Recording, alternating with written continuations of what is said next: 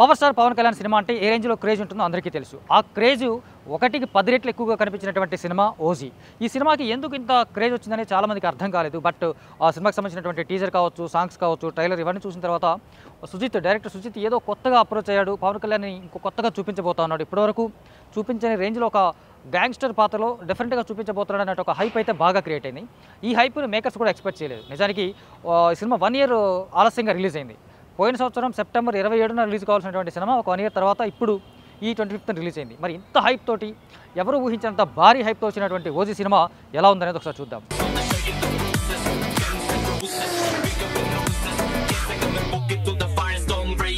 So OG cinema కథగా చూస్తే ఇది 1940స్లో మొదలై అక్కడ నుంచి 1993 వరకు కొనసాగేటువంటి కథగా మనకు కనిపిస్తుంది.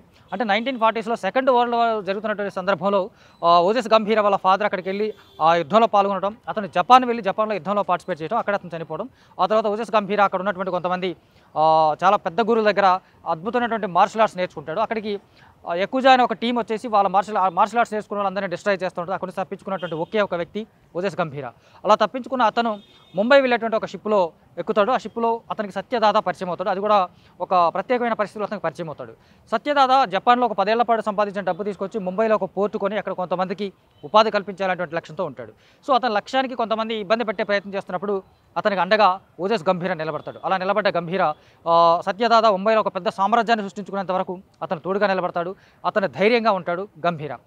అలాంటి గంభీర అంటే ముంబై మొత్తం వణికిపోతున్నటువంటి సందర్భంలో అనుకోకుండా ఒకసారి సత్యదాదా కొడుకుని గంభీర చంపేస్తాడు. సో అతను ఎందుకు చంపాడు? ఆ చంపిన తర్వాత అతను ఇంట్లోంచి పంపించబడతాడు. అలా 15 ఏళ్ల పాటు అతను ముంబైని వదిలి వెళ్ళిపోవాల్సి వస్తుంది. ఈ 15 ఏళ్ల పాటు గంభీర ఎక్కడున్నాడు, ఏం చేశాడు, తిరిగి ముంబైకి ఎందుకు వచ్చాడు, అలా ముంబైకి రావాల్సినటువంటి పరిస్థితులు ఎలాంటి పరిస్థితులు ఏర్పడ్డాయి, ఈ 15 ఏళ్ళలో అతని లైఫ్ ఎలా ఉండేది, అతను ఏం చేశాడు అనేది మిగతా కథగా సినిమాలో చూడాల్సినటువంటి విషయం.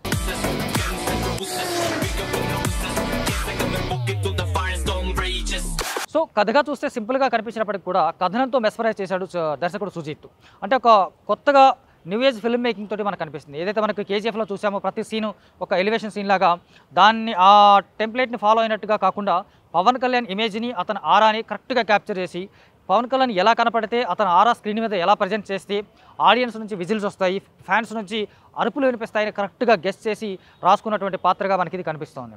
అట్లా క్యారెక్టరైజేషన్ మొత్తంగా పవన్ కళ్యాణ్ చాలా అగ్రెసివ్గా కనిపించడం, చాలా పవర్ఫుల్గా ఉండడం, అతను వెపన్ వాడిన విధానం కావచ్చు, ఆ వెపన్ వాడిన విధానానికి అతను ట్రైన్ అయిన విధానం కానీ ఇవన్నీ అతను మార్షల్ ఆర్ట్స్ బాగా తెలిసిన పర్సన్గా జనరల్ ఆడియన్స్ కూడా తెలుసు కాబట్టి అతను ఈ సినిమాలో మార్షల్ ఆర్ట్స్ బాగా అది జపాన్లో నేర్చుకున్న పర్సన్గా చూపించడం, దాని కరెక్ట్ జస్టిఫికేషన్ లాగా అతను క్యారెక్టరైజేషన్ ఉండడం, ఒక గ్యాంగ్స్టర్ లాగా ముంబైలో తిరిగేలేని ఒక గ్యాంగ్స్టర్ లాగా అతను నిలబడడం, ఆ క్రమంలో వచ్చేటువంటి సన్నివేశాలు కావచ్చు, యాక్షన్ సీక్వెన్స్లు కావచ్చు, బ్లడ్ షెడ్ ఎక్కువగా ఉన్నట్టు అనిపించినప్పటికీ కూడా ఈ సినిమాకి ఆ కథనానికి అది అవసరమైనట్టుగానే మనకు అనిపిస్తుంది. అంటే అతన్ని ఎదుర్కొనే మనుషులు ఎక్కువగా ఉన్నప్పుడు తనకి ఎదురే లేని ఒక వ్యక్తి ఎంతోమందిని చంపేస్తున్నప్పుడు అది తెర మీద చూస్తున్నప్పుడు కొంచెం చూసే ఆడియన్స్కి ఒక హై మూమెంట్ అనేది క్రియేట్ చేస్తారు. ముఖ్యంగా ఫస్ట్ హాఫ్ చూసుకుంటే ఫాస్ట్ ఫేస్ స్క్రీన్ ప్లే తోటి చాలా ఇంటెన్స్గా, టైట్గా, చాలా గ్రిప్పింగ్గా కథనం మనకు కనిపిస్తూ ఉంది. అంటే పవన్ కళ్యాణ్ ఇలా చూపించడం అనేది ఎవరు ఊహించుండరు. వాళ్ళ ఊహలందరికీ భిన్నంగా కనపడడం, ఒక వింటేజ్ పవన్ కళ్యాణ్ లాగా అతను చెలరేగిపోవడం. సో ఈ మధ్యకాలంలో వచ్చిన సినిమాలో చూస్తే పవన్ కళ్యాణ్ ఇంత ఫ్లెక్సిబుల్గా ఎప్పుడు కనిపించలేదు. చాలా ఫ్లెక్సిబుల్గా ఉన్నాడు, క్యారెక్టర్ని బాగా అడాప్ట్ చేసుకున్నాడు. బేసికల్గా అతనికి గన్నులు, కత్తులు ఇవంటే పర్సనల్ కూడా ఇష్టం కాబట్టి అవే సినిమాలో రిఫ్లెక్ట్ అవ్వడం, ఇంకా దాన్ని బాగా ఓన్ చేసుకొని ఓజస్ గంభీర పాత్రలో అతను తనను తాను మలుచుకున్న విధానం అదిరిపోయిందని చెప్పాలి సింపుల్గా. సో ఈ సినిమాకి ప్రధానంగా ఒక ఇంటెన్స్ని క్రియేట్ చేసి పవన్ కళ్యాణ్ లాంటి వ్యక్తి ఇంకొకరి కోసం పాటుపడుతున్నాడు, వాళ్ళ బాగు కోసం నిలబడ్డాడని చెప్పాలంటే అవతల కూడా ఒక పవర్ఫుల్ ఆర్టిస్ట్ ఉండాలి. ఆ పాత్రలో ప్రకాష్ రాజు సత్యదాదా క్యారెక్టర్లో పర్ఫెక్ట్గా మ్యాచ్ అయ్యాడు. అంటే ఇలాంటి క్యారెక్టర్లు ప్రకాష్ రాజ్ గతంలో చేసినప్పటికీ కూడా ఈ సినిమాలో చేసినటువంటి క్యారెక్టర్ కొంచెం ఒక ఇంటెన్స్ ఎక్కువగా కనిపిస్తుంది. అలాగే ఆ క్యారెక్టర్లో ఉన్నటువంటి డెప్త్ కావచ్చు, అంటే తను సంపాదించిన కేజీల కొద్దీ బంగారం పోయినా పర్వాలేదు కానీ ఒక వ్యక్తి ప్రాణం తీయకూడదు అనేటువంటి ఒక సిద్ధాంతం లేదా ఒక ప్రిన్సిపల్ ఉన్నటువంటి వ్యక్తిగా అతని ఓజస్ గంభీరగా పరిచయం కావడం, అదే ప్రిన్సిపల్తో అతను లాస్ట్ వరకు ఉండడం, అతని కోసం ఇతను చివరి వరకు నిలబడ్డం, అతనికి ఏమైనా ఆపద వచ్చినా ఇతను ఎక్కడున్నా సరే తిరిగి రావడం అనేది వీళ్ళిద్దరి మధ్య ఉన్నటువంటి రిలేషన్ తండ్రి కొడుకులు కాకపోయినప్పటికీ కూడా దాన్ని అలా ప్రజెంట్ చేయడం, ఆ ప్రజెంట్ చేసిన విధానం కూడా కన్విన్సింగ్గా ఉండడం అనేది ఈ సినిమాలో ఒక వీళ్ళిద్దరి క్యారెక్టరైజేషన్స్ చాలా అద్భుతంగా, ఆ బాండింగ్, క్యారెక్టరైజేషన్ రెండు చాలా ఎసెట్గా నిలబడడం సినిమాకి ప్లస్ పాయింట్ అవుతుంది. పవన్ కళ్యాణ్ వైఫ్ క్యారెక్టర్గా ప్రియాంక క్యారెక్టర్ చాలా తక్కువ నిడివితోనే కనిపిస్తుంది. కాకపోతే అమ్మాయి పాత్ర కూడా చాలా ఇంపాక్ట్ఫుల్గా ఉంటుంది. తన క్యారెక్టర్ ఎండ్ అయిన విధానం కూడా ఎమోషనల్గా మనకు కనిపిస్తుంది. అలా ఎండ్ అవ్వడం అనేది పవన్ కళ్యాణ్ క్యారెక్టర్ తిరిగి మళ్ళీ ముంబై రావడానికి ఒక కారణం అవడం, ఇదన్నీ అంటే ఇది స్పాయిలర్స్ ఏం కాదు, ఇవి సినిమాలో మ్యాక్సిమం ఇవన్నీ కనిపిస్తున్నటువంటి విషయాలే. స్పాయిలర్స్ పెద్దగా లేకపోయినప్పటికీ కూడా సినిమా చూస్తున్నంతసేపు ఎక్కడ బోర్ కొట్టకుండా చాలా చోట్ల హై మూమెంట్ రావడం అనేది అంటే ఒక యాక్షన్ మూవీస్ని ఇష్టపడే ఆడియన్స్కి ఈ సినిమా ఒక ఫీస్ట్ లాగా ఉంటుందని చెప్పొచ్చు. ముఖ్యంగా పవన్ కళ్యాణ్ ఫ్యాన్స్ అంటున్నారు కానీ యాక్షన్ మూవీ లవర్స్ కూడా ఇది ఒక ఫీస్ట్ లాంటి మూవీ లాగానే మనకు అనిపిస్తుంది. సెకండ్ హాఫ్కి వచ్చేసరికి కొంచెం కథనం స్లో అయినట్టు అనిపించినా అది ఎమోషనల్గా టర్న్ అవ్వడం, ఆ ఎమోషనల్ కంటెంట్ కోసం అతను ఏదైతే పవన్ కళ్యాణ్ సత్యదాద కొడుకుని చంపాడు అనే ఒక ఎపిసోడ్ ఉంటుంది కదా, ఆ ఎపిసోడ్కి సంబంధించినటువంటి ఒక కథనం అది ఎక్స్పెక్ట్ చేసింది. ఆ తర్వాత వచ్చేటువంటి కొంచెం అనుకున్నా మళ్ళీ క్లైమాక్స్కి వచ్చేసరికి ప్రీ క్లైమాక్స్ అలాగే తను ఏదైతే జపాన్లో వదిలేసి వచ్చినప్పుడు ఎక్కుజా అనే ఒక టీం ఇతను వెంటాడుతూ రావడం, ఆ టీం కోసం మళ్ళీ అతను వెనక్కి వెళ్ళి ఆ టీం మొత్తం చంపాడని చెప్పడం, ఇవన్నీ కూడా ఒక న్యూవేజ్ ఫిల్మ్ మేకింగ్ అని చెప్పలేం. కానీ ఆ కైండ్ ఆఫ్ ఒక ఇంటెన్షన్ తీసుకొచ్చే ప్రయత్నం సుజిత్ చేశాడు. అందులో 100% సక్సెస్ అయ్యాడు. బేసికల్గా అతను సుజిత్ ఫ్యాన్ అవ్వడం వల్ల కూడా తన హీరోని ఎలా ప్రజెంట్ చేయాలని చెప్పడం చాలా బాగుంటుంది.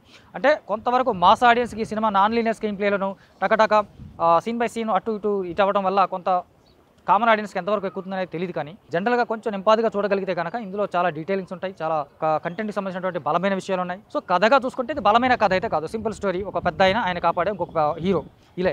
కానీ దీనికి ఒక గ్యాంగ్స్టర్ నేపథ్యాన్ని యాడ్ చేయడం, దానికి ముంబైని యాడ్ చేయడం, అది పీరియాడిక్ బ్యాక్డ్రాప్ కావడం, ఇవన్నీ కొంచెం కొత్తగా కనిపించి పవన్ కళ్యాణ్ని చాలా పవర్ఫుల్గా చూపించే ప్రయత్నం చేశాయి. సో మిగతా పాత్రలో విలన్ బలంగా లేకపోవడం అనేది చాలా సినిమాకి పెద్ద మైనస్ లాగా చెప్పొచ్చు.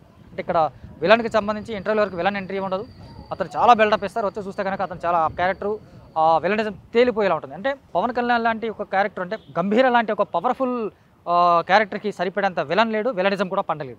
ఇది కొంత మైనస్ గాను డ్రాబ్యాక్ గాను కనిపిస్తుంది. ఆ విలన్ సమఉజ్జిగా లేకపోవడం, చాలా బలహీనంగా ఉండడం అనే కారణం కూడా కొంత మైనస్గా కనిపించినప్పుడు దానికి కవర్ చేయడం కోసమా అన్నట్టుగాన మళ్ళీ హీరో కూతుర్ని కిడ్నాప్ చేసి విలన్ బెదిరించడం అనే ఒక ఓల్డెస్ట్ ఫార్మాట్ని సుజిత్ ఎంచుకున్నాడు. అది కూడా కొత్తగా కొంచెం రొటీన్గా అనిపించేటువంటి అంశం. సో క్లైమాక్స్ చూస్తే కనుక సెకండ్ పార్ట్కి లీడ్ ఇచ్చారు. సాహో కూడా చిన్నపాటి లింకు ఉండే అవకాశం ఉంది అని చెప్పడం అనేది ఒక చిన్న షాట్లో మనకు చూపించారు. సో సెకండ్ పార్ట్కి సాహోకి ఏమైనా ముడిపెడతాడా, ప్రభాస్ పవన్ కళ్యాణ్ కలిసి మళ్ళీ తెర మీద కనిపిస్తారా అనే ఒక ఇంట్రెస్ట్ని క్రియేట్ చేస్తూ సినిమాని ఎండ్ చేస్తాడు. సో టెక్నికల్గా చూసుకుంటే ఈ సినిమాకి మెయిన్ హీరో అంటే పవన్ కళ్యాణ్ తర్వాత ఆ రేంజ్ హీరో అంటే థమన్ అని చెప్పాలి. థమన్ నుంచి ఇలాంటి బ్యాక్గ్రౌండ్ స్కోర్ ఇప్పటిదాకా మనం ఎవ్వరూ వినలేదు. అతను మాస్ సినిమాలకి మాస్ సినిమాలకు కూడా అద్భుతమైనటువంటి నేపథ్య సంగీతం ఇచ్చినటువంటి సందర్భాలు చూసాం. అఖండ సినిమాకి అతని బ్యాక్గ్రౌండ్ స్కోర్ ఎంత ప్లస్ అయిందో చూసాం. కానీ ఈ సినిమాకి వచ్చేసరికి ఒక డిఫరెంట్ ఇన్స్ట్రుమెంట్స్ వాడాడు, డిఫరెంట్ ఆర్కెస్ట్రేషన్ కనిపిస్తుంది. ఆ ఇన్స్ట్రుమెంట్ వాడిన విధానం కానీ ఇది ఇప్పటిదాకా మన తెలుగు తెర మీద ఇలాంటి ఆర్ఆర్ చూడలేదేమో అనిపించేటువంటి ఒక ఫీల్ క్రియేట్ చేశాడు. ఒక అద్భుతమైనటువంటి ఆర్ఆర్ ఈ సినిమాకి చాలా బిగ్గెస్ట్ అసెట్ అవుతుంది. ప్రీ రిలీజ్ ఈవెంట్లో పవన్ కళ్యాణ్ కూడా ఆల్రెడీ చెప్పాడు కాబట్టి అది నిజమే అని సినిమా చూస్తే మనకి 100% ప్రూవ్ అవుతుంది. అలాగే ఇద్దరు కెమెరామెన్లు పనిచేశారు, రవి కే చంద్రన్, మనోజ్ పరమహంస. వీళ్ళిద్దరి వర్క్ బ్రిలియంట్గా కనిపిస్తుంది. అంటే ముంబైని ఎక్కువగా నైట్ బ్యాక్డ్రాప్లో చూపించడం అనేది సుజిత్ చేసినటువంటి తెలివైన పని. ఎందుకంటే ఒక డే టైం బ్యాక్డ్రాప్లో చూపించి ఉంటే కనుక చాలా డీటెయిలింగ్స్ మైనస్లో పడేవి. అంటే ఆ కాలానికి ఈ కాలం 90స్లో ఉన్నవి ఇప్పుడు 2025లో ఉండవు. చాలా 2025లో ఉన్నవి ఏవి 90స్లో లేవు. సో ఆ డీటెయిలింగ్స్ దగ్గర అతను దొరికిపోయాడు. నైట్ ఎఫెక్ట్ల వల్ల ఎక్కువగా ముంబైని 90% పైగా నైట్ ఎఫెక్ట్లో చూపించడం వల్ల ఆ డీటెయిలింగ్స్ నుంచి అతను తప్పించుకున్నట్టు ఒక తెలివైన ఎత్తుగాడు కూడా అనుకోవచ్చు మనం. సో డైలాగ్స్ పరంగా చూసుకుంటే చాలా పవర్ఫుల్ డైలాగ్స్ ఏం లేవు, కానీ కంటెంట్ పరంగా ఓకే అనిపిస్తూ ఉంటాయి. కొన్ని డైలాగ్స్ మాత్రం ఒక మెరిసినట్టుగా అనిపిస్తూ ఉంటుంది మనకి. కాస్ట్యూమ్స్ చాలా బాగున్నాయి. అంటే పీరియాడిక్ బ్యాక్డ్రాప్లో ఉన్న సినిమాకి ఆ కాలంలో ఉన్నటువంటి కాస్ట్యూమ్స్ కావచ్చు, వింటేజ్ కార్లు కావచ్చు, వింటేజ్ లుక్ కావచ్చు, అప్పుడు వాడినటువంటి సెట్ ప్రాపర్టీస్ కావచ్చు, ఆర్ట్ వర్క్ కావచ్చు, ఎవ్రీథింగ్ ఆ లుక్ని ఆ అంబియన్స్ని 100% క్రియేట్ చేసాయనే చెప్పాలి మనకు. ప్రొడక్షన్ వాల్యూస్ డివి విధానం ఆర్ఆర్ లాంటి RRR లాంటి ఒక బ్లాక్ బస్టర్ తర్వాత రూపొందించిన సినిమా కాబట్టి ప్రొడక్షన్ వాల్యూస్ గురించి మాట్లాడడానికి లేదు. ఎవ్రీథింగ్ ఇస్ 100% రిచ్గా కనిపిస్తుంది. ఆర్టిస్టుల పరంగా చూసుకుంటే పవన్ కళ్యాణ్ ఓజస్ గంభీర పాత్రలో 100% అతను ఓన్ చేసుకున్న క్యారెక్టర్ని చాలా ఇంటెన్స్తో ఈజీతో చేసుకుంటూ వెళ్ళిపోయాడు. అతలాగా ప్రియాంక మోహన్ తన క్యారెక్టర్ చిన్నదే, తను కూడా మంచి ఇంపాక్ట్ చూపిస్తుంది. అలాగే శ్రీయారెడ్డి తను సలార్లో ఎలాగైతే ఒక పవర్ఫుల్ క్యారెక్టర్లో కనిపించిందో అలాంటి పవర్ఫుల్ క్యారెక్టర్లో ఇక్కడ కనిపిస్తుంది. హరీష్ ఉత్తమన్ కావచ్చు, అర్జున్ దాస్ కావచ్చు, ఇవన్నీ కొంచెం ఎక్స్పెక్టెడ్ క్యారెక్టర్సే, పెద్దగా వాళ్ళకి నటనకి స్కోప్ ఉన్న క్యారెక్టర్స్ కూడా కావు. అయితే బాలీవుడ్ స్టార్ ఇమ్రాన్ హాష్మీని విలన్గా తీసుకుంటానని చెప్పినప్పుడు చాలా ఎక్స్పెక్ట్ చేశారు అతని గురించి. కాకపోతే ఆ విలన్ అతను తేలిపోయాడు ఒక సింపుల్గా చెప్తే. ఎందుకంటే అప్పటికే హీరో చాలా పవర్ఫుల్ అని చూపించడం, అతనికి అంత సీన్ లేకపోవడం, అతని నటనకి స్కోప్ లేనటువంటి క్యారెక్టర్ ఇది. సో విలన్గా ఇమ్రాన్ హాష్మీ మైనస్ అని చెప్పలేం, కానీ ఆ క్యారెక్టర్ వల్ల సినిమాకి పెద్దగా ఇంపాక్ట్ అయితే రాలేదని చెప్పాలి. సో ఇది ఓవరాల్గా చూసుకుంటే డైరెక్టర్ సుజిత్ థర్డ్ ఫిల్మ్ ఇది. సాహోతో కమర్షియల్గా కొంత డిసప్పాయింట్ చేశాడు అనిపించినప్పుడు కూడా అతను టెక్నికల్ బ్రిలియన్సీ కావచ్చు, టేకింగ్ కావచ్చు, మేకింగ్ కావచ్చు, షార్ట్ డివిజన్ కావచ్చు, ఇవన్నీ ఎంత సూపర్గా ఉంటాయనేది సాహోలో మనం చూసాం.